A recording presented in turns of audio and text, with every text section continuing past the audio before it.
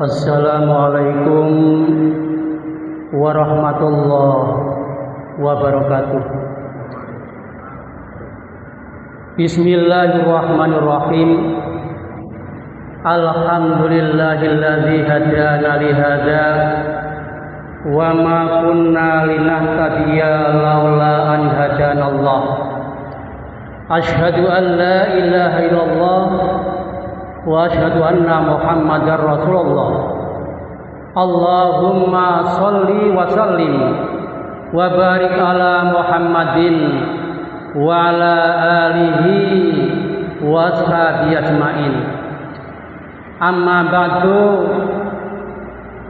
kaum muslimin muslimat, jamaah sholat subuh Masjid Babus Salam Kanigaran rahimakumullah. Insyaallah 38 hari lagi, tepatnya pada tanggal 18 Februari 2026 kita akan mengawali puasa Ramadan. Maka alangkah baiknya kita mempersiapkan diri sejak dini, sejak saat ini. Ada sebuah makalah,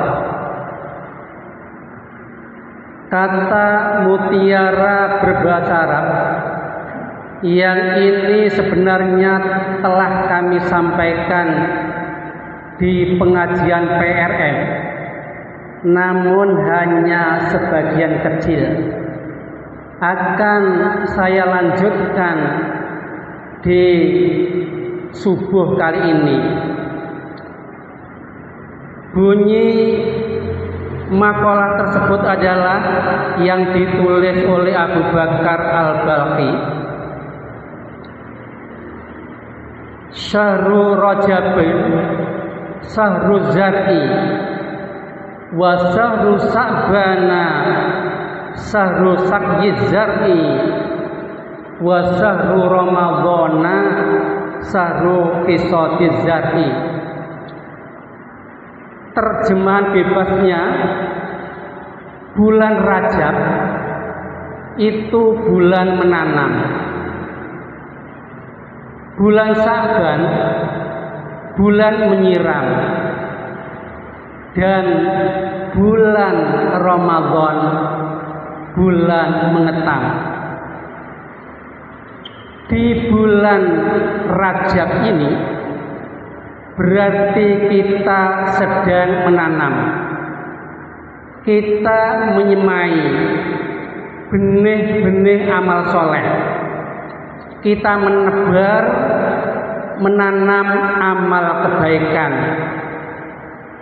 Di bulan Rajab inilah saatnya kita mulai membiasakan untuk sholat fardu 5 waktu berjamaah di masjid. Barangkali ada di antara jamaah ini yang belum mampu, belum sempurna sholat berjamaah 5 waktu di masjid. Bisanya hanya maghrib, isya, dan subuh seperti ini. Sementara zuhur dan asar karena terbentur dengan pekerjaan, kemudian belum bisa sholat berjamaah di masjid. Kita biasakan, sebab di bulan Ramadan nanti para jamaah bukan hanya sholat fardu yang disunahkan untuk sholat berjamaah di masjid, bahkan sholat sunnah pun itu kemudian disunahkan untuk berjamaah di masjid. Sholat tarawih ini sholat sunnah, tetapi di bulan Ramadan itu disunahkan. untuk sholat berjamaah di masjid. Dan perlu diingatkan, ketika kita ini sholat raweh berjamaah, maka ikuti sholat raweh itu hingga selesai, hingga imam sholat witir. Karena para jemaah dengan mengikuti sholat raweh hingga selesai, maka ini dicatat oleh Allah kita sama dengan sholat malam, sholat raweh semalam suntuk.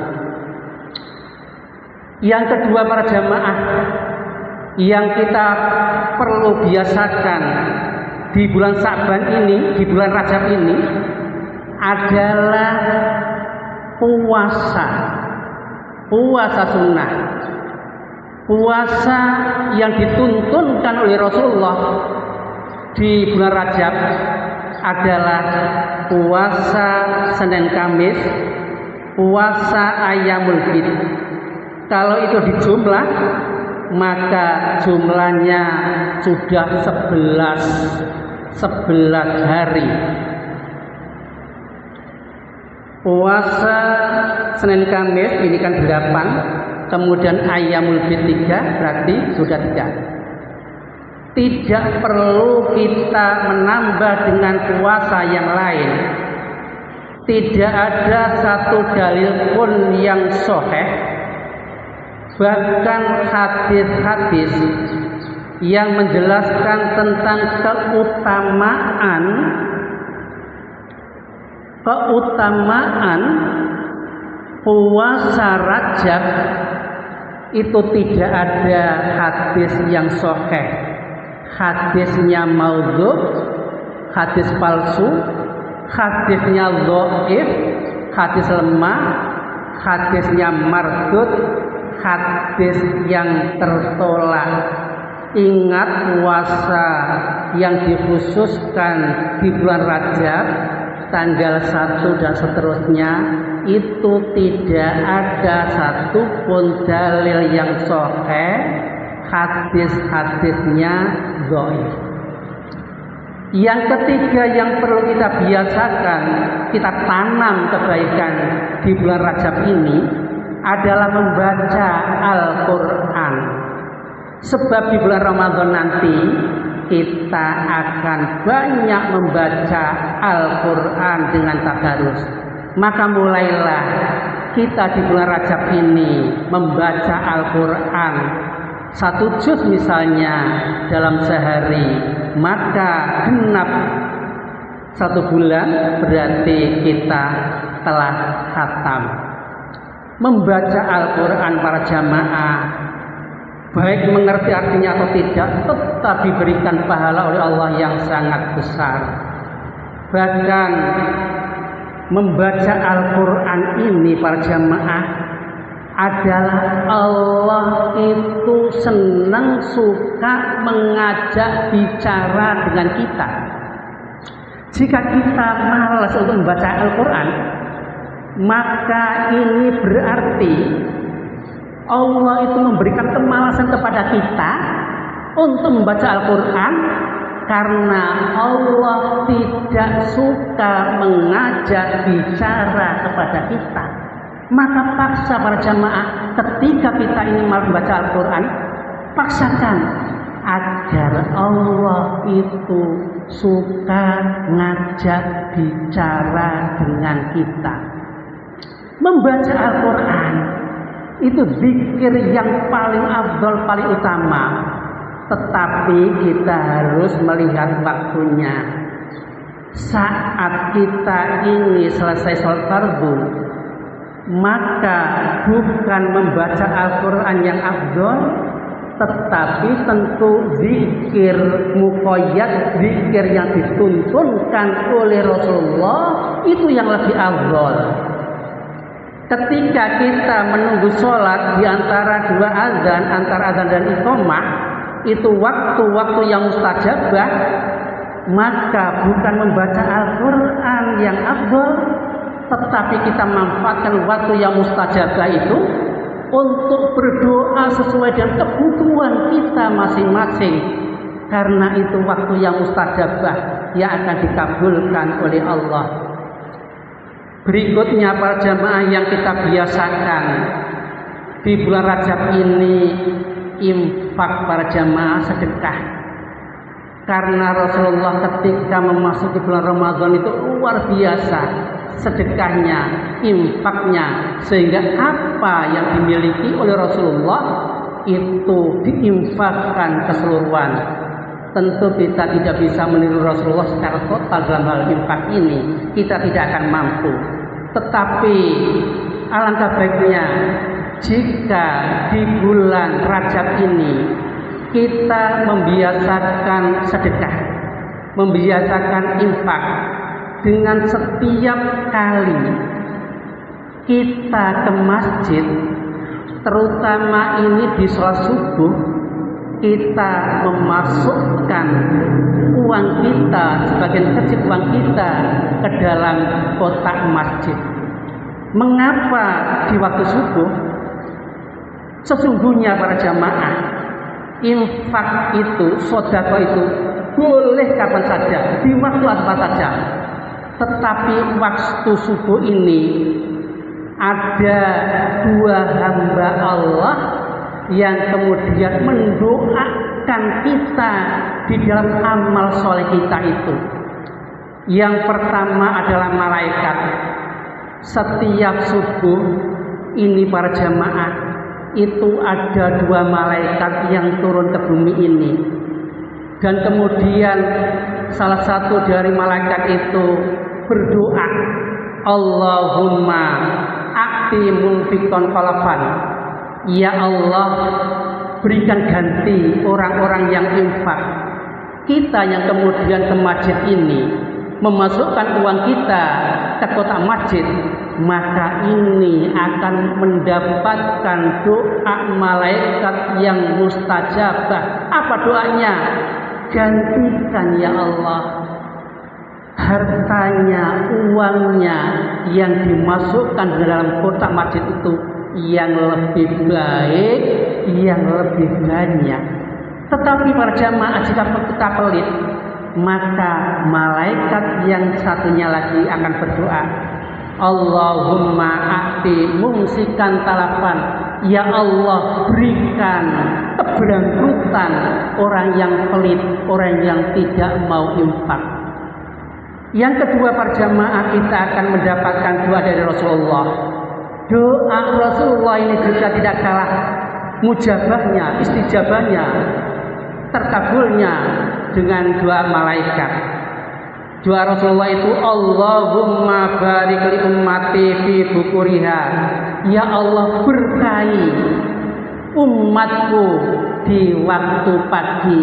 Artinya para jamaah, ketika kita infak di waktu subuh ini, maka infak kita akan membawa keberkahan bagi kehidupan kita, keberkahan bagi harta kita, keberkahan bagi keluarga kita. Para jamaah yang saya hormati, yang kedua tadi kata-kata mutiara itu sahru rajab sahru syar'i wa sahru sa'bana sahru sakizati. Dan di bulan Saban nanti adalah bulan menyiram. Amal soleh yang kita tanam, kita semai di bulan Rajab ini, kita sirami, kita pupuk, kita rawat agar amal soleh kita itu semakin kuat, akan semakin besar seperti itu. Jamaah, para jamaah yang barangkali masih lubang-lubang jamaahnya di masjid, maka di bulan Sya'ban nanti tepatnya kita menyempurnakan sholat jamaah kita. Karena para jamaah kita yang istiqomah di dalam sholat berjamaah, yang mendawamkan, merutinkan sholat berjamaah di masjid, maka ketika kita ini ada uzur syar'i, kemudian kita tidak bisa sholat berjamaah, maka ini oleh Allah tetap diberikan pahala sholat berjamaah sebagaimana yang disabdakan oleh Rasulullah, idza maridul abdu aw safaro kutiba lahu mithlu ma kana ya'malu muqiman sahihan, rawahul Bukhari. Apabila hambaku sakit aw safaro atau sedang safar bepergian, kutiba lahu mithlu ma kana ya'malu muqiman sahihan, maka akan dicatat amalan ketika dia dalam keadaan sehat, kemudian mukim ada di rumah.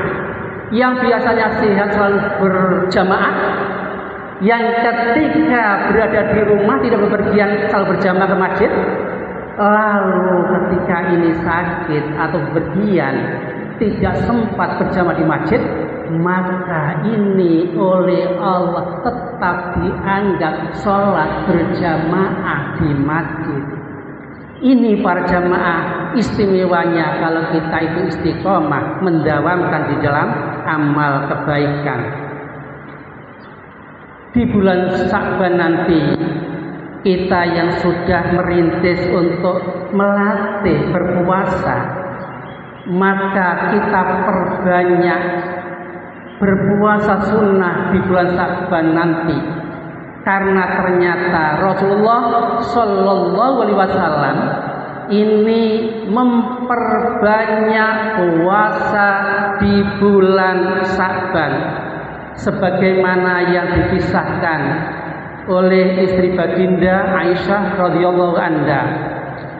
Kata Aisyah, aku tidak pernah melihat Rasulullah itu menyempurnakan puasa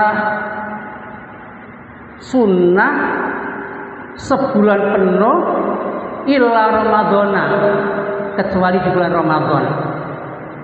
Wa ma ra'aituhu athara siyaman minhu fi Sya'bana, dan aku tidak pernah melihat Rasulullah itu paling banyak melakukan puasa sunnah kecuali di bulan Sya'ban. Hampir para jamaah Rasulullah itu puasa sebulan penuh di bulan Sya'ban. Ketika Rasulullah ini ditanya, mengapa ya Rasulullah engkau memperbanyak puasa di bulan Sya'ban ini?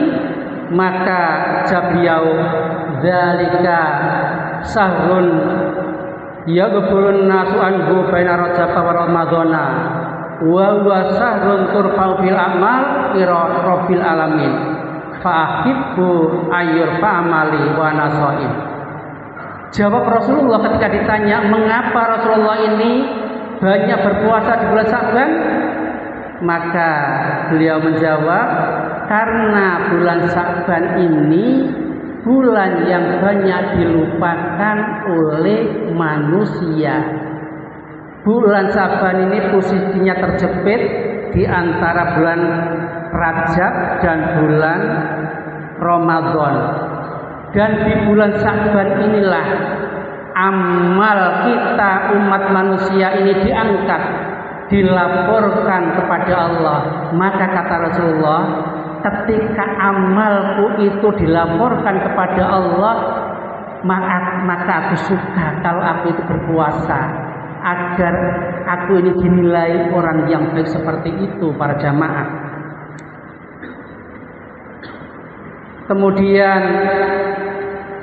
berikutnya yang telah kita biasakan tadi di bulan Rajab ini membaca Al-Quran, maka di bulan Sya'ban ini kita perbanyak lagi membaca Al-Quran.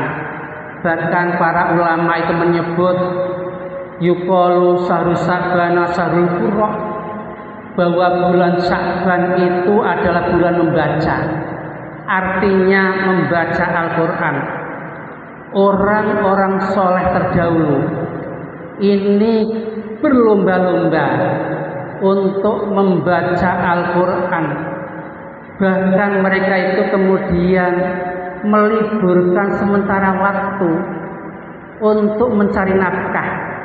Kalau mencari nafkah itu seharian penuh misalnya, maka cukuplah dengan setengah hari. Setengah harinya ini digunakan untuk membaca Al-Quran. Ini seperti yang dilakukan oleh Amr bin Qais. Idza dakhala syahrus Sa'bana aghlaqa hanutahu wa tafarraga liqiraatil Qur'an. Amr bin Qais itu apabila telah masuk pada bulan Sa'ban, maka ia tutup tokonya karena bekerja jualan dagangan, maka ia tutup tokonya. Wa tafarraga liqiraatil Qur'an. Dia menyempatkan, meluangkan waktunya, menyibukkan diri untuk membaca Al-Quran. Dan membaca Al-Quran ini para jamaah ternyata luar biasa besarnya pahala. Rasulullah itu pernah bersabda kepada para sahabat, "Wahai para sahabat, apakah kalian suka ketika kalian nanti pulang dari jamaah ini, pulang ke rumah, lalu mendapati 3 unta yang berkualitas, unta betina yang sedang bunting, gemuk dan besar?" Maka para sahabat kemudian menjawab, "Na'am, iya ya Rasulullah, kami suka." Maka kata Rasulullah, membaca 3 ayat Al-Quran ketika sholat, maka ini pahalanya senilai dengan 3 ekor unta yang berkualitas bagus. Tentu harganya mahal. Unta betina yang sedang bunting, gemuk, tentu mahal sekali. 3 ekor unta. Ini hanya membaca Al-Quran 3 ayat saja ketika kita sholat. Kemudian dalam ayat lain Rasulullah bersabda, "Man qara'a bimi'ati ayatin fi lailatin kutiba lahu qanutu lailatin rawahmat." Barang siapa yang membaca Al-Quran 100 ayat di malam hari, maka ini nilainya seperti sholat malam semalam suntuk.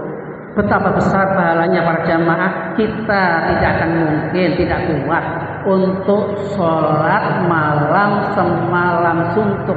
Tetapi dengan membaca Al-Quran yang cukup 100 ayat saja, ini kira-kira tidak lebih dari setengah jam, pahalanya sama dengan melekan sholat lagi selama semalam suntuk. Para jamaah, kemudian tadi infak yang sudah kita biasakan, maka di bulan Rajab ini kita tingkatkan, lebih-lebih di bulan Ramadan itu kita tingkatkan. Apalagi kemudian kita memberikan berbuka puasa bulan Ramadan, maka kita akan mendapatkan pahala puasa sejumlah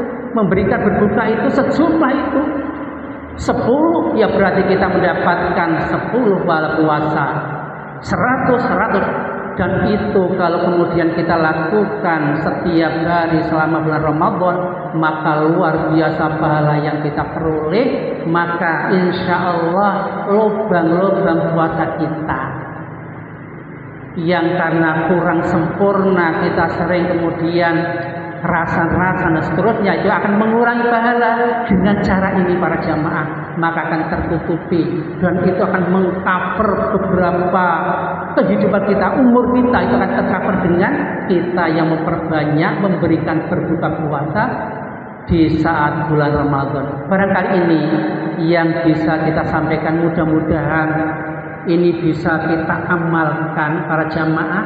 tidak cukup kita gunakan sebagai pengetahuan, tetapi kita amalkan, dan insya Allah para jamaah itu tidak akan mengurangi sesuai dengan kemampuan kita, tidak akan mengurangi apa yang kita punya, dan itu tadi talafah akan diganti oleh Allah, akan diganti oleh Allah para jamaah, talafah akan diganti oleh Allah, percayalah itu.